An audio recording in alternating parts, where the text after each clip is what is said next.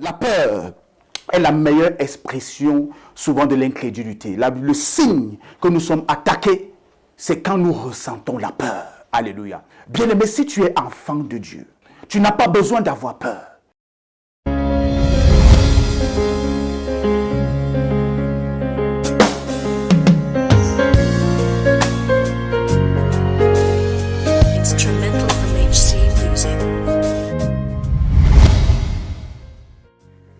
Shalom, shalom, shalom, paix et grâce. Bienvenue dans Communion Divine. Cette édition merveilleuse, cette émission de paix ou de communion avec l'Esprit de Dieu.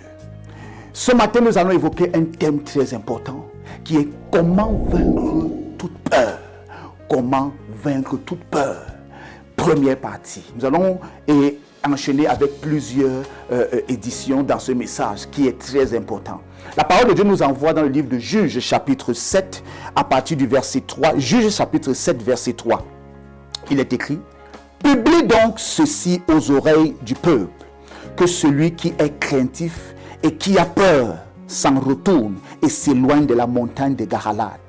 22 000 hommes parmi le peuple s'en retournèrent et il en resta 10 000. Amen.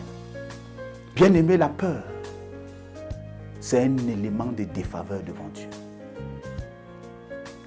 La peur, c'est quelque chose qui ralentit l'élan du Saint-Esprit dans ta vie. Il y a beaucoup de choses que l'Esprit de Dieu voulait faire et veut faire, mais à cause de la peur, il rend cette tâche difficile. Bien-aimé, regardez, Dieu voulait utiliser plusieurs personnes, mais à cause de la peur, beaucoup se sont disqualifiés. Tu as besoin de vaincre toute peur. Lorsque tu as peur, l'ennemi prend avantage dans le combat. Alléluia. Nous allons entrer dans le livre de Matthieu.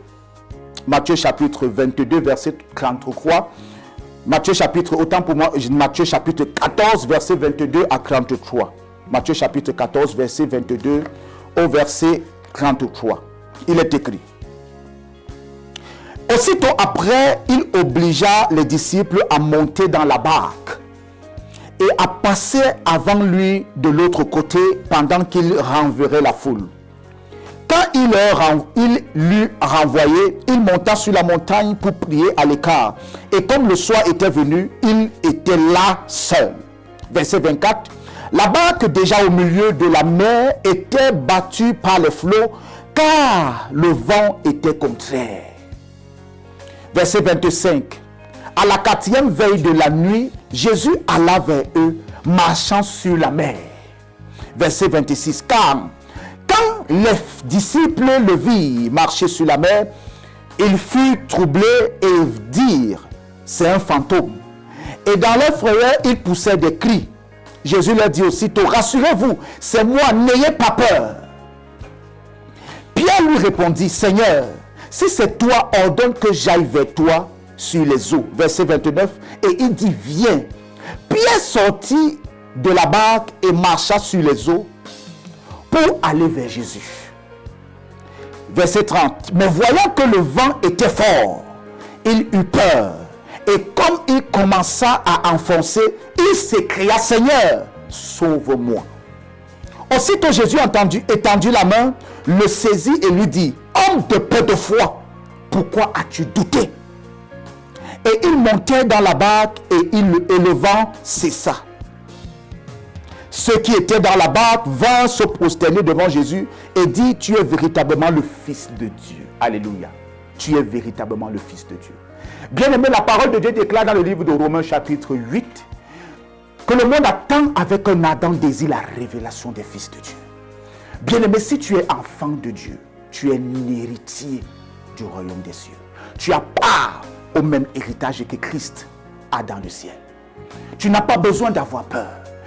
Bien que souvent les situations se lèvent et les flots s'agitent. Bien-aimé, ce n'est pas parce que les flots s'agitent que tu dois demeurer dans la peur. Toute décision que tu peux prendre dans la peur ne peut pas avoir du succès. La parole de Dieu déclare que le fruit du manque de conviction est un péché. Tu dois comprendre que la peur est la preuve par laquelle Satan te tient.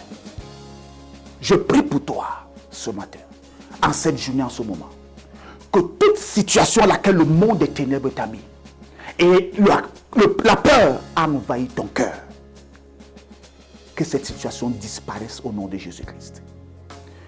Bien-aimé, l'un des grands visages de la peur, c'est le doute. Ce qui vient encore activer la peur en toi, c'est lorsque tu doutes des promesses de Dieu dans ta vie. Qu'est-ce que Dieu t'a dit depuis des années qui ne sont pas encore accomplis? Les prophètes t'ont parlé, les apôtres t'ont parlé. Dieu t'a parlé dans une vision, dans un songe, au travers de son instrument. Mais aujourd'hui, tu ne vois pas l'accomplissement et tu commences à douter. Sache que le doute peut ralentir la main de Dieu dans ta vie. Nous allons chuter dans le livre de Jacques, chapitre 1. Jacques, chapitre 1. Jacques, chapitre 1, à partir du verset 2 au verset 8. Jacques, chapitre 1, à partir du verset 2. La parole de Dieu dit: mes frères, regardez comme un sujet de joie complète les diverses épreuves auxquelles vous pouvez être exposés. Sachant que l'épreuve de votre foi produit la patience. L'épreuve de ta foi est là pour te donner un caractère. Le caractère de la patience. Bien aimé, si dans ce que tu traverses, tu ne manifestes pas la patience, tu n'as pas encore commencé dans la foi. Je ne sais pas pourquoi je parle de ça. Certainement, quelqu'un a besoin de ce message. Je te parle à toi qui traverses des moments difficiles. Tu traverses des situations d'incompréhension. Peut-être c'est dans un foyer, peut-être c'est dans une entreprise, peut-être c'est dans une affaire où tes partenaires n'arrivent pas à comprendre ton idée. Bien-aimé, laisse Dieu agir.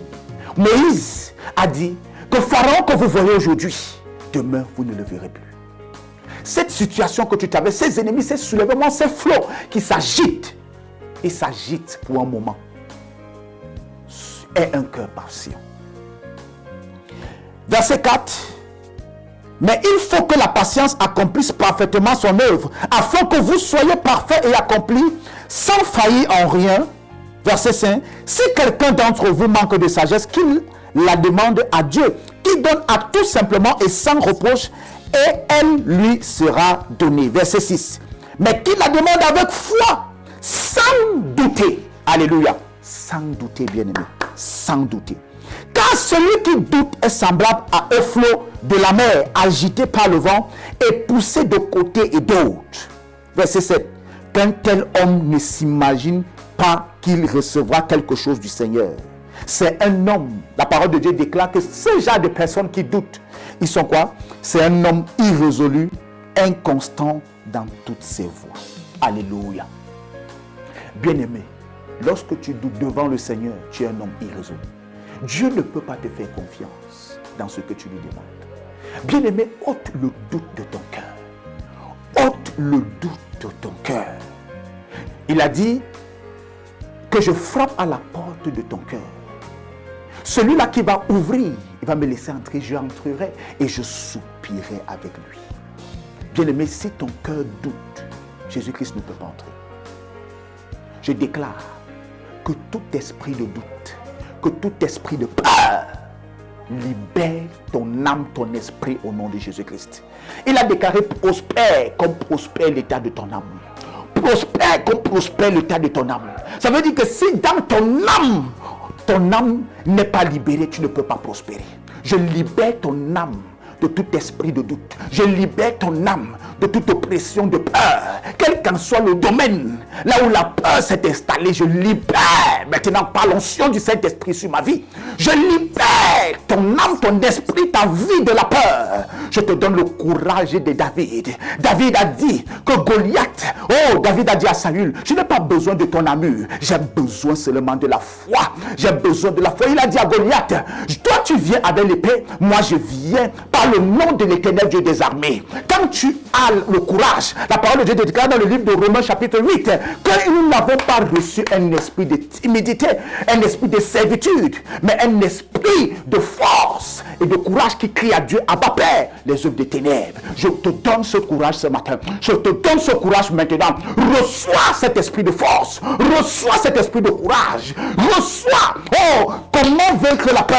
La peur qui t'avise ce matin par l'esprit de courage qui est le Saint-Esprit. Au nom de Jésus-Christ, j'ordonne que tout esprit de peur libère ton corps, libère tes pensées, libère ton foyer, libère tes projets. Il y a un projet que tu veux faire cette année. Oh, je parle à quelqu'un. Il y a un projet que tu veux faire cette année. Mais à cause de la peur, à cause de ce que les gens vont dire, à cause de ce que les gens vont penser, tu renvoies ce projet. Non, ne renvoie pas. Celui qui renvoie trouve malheur en chemin. Ne renvoie pas ce projet. Cette année, c'est l'année de ce projet. Cette année, c'est l'année de ce projet. Oui, que toute peur libère ton cœur maintenant. Que toute peur libère ton cœur. Au nom puissant de Jésus, je te donne la paix. Il a dit, je vous donne ma paix, je vous laisse ma paix, mais je ne vous la donne pas comme le monde vous la donne. Je te donne la paix de Christ. Reçois la paix de Christ là où tu te trouves. Quel qu'en soit dans ton bureau, quel qu'en soit dans ta maison, quel qu'en soit dans ton salon, quel qu'en soit dans tes affaires, dans tes activités, dans ton lieu de service, dans ton ministère. Je te donne la paix que Christ te donne qui est le repos. Il a dit, recherchez le repos. Que le Seigneur te bénisse. Shalom, paix et grâce.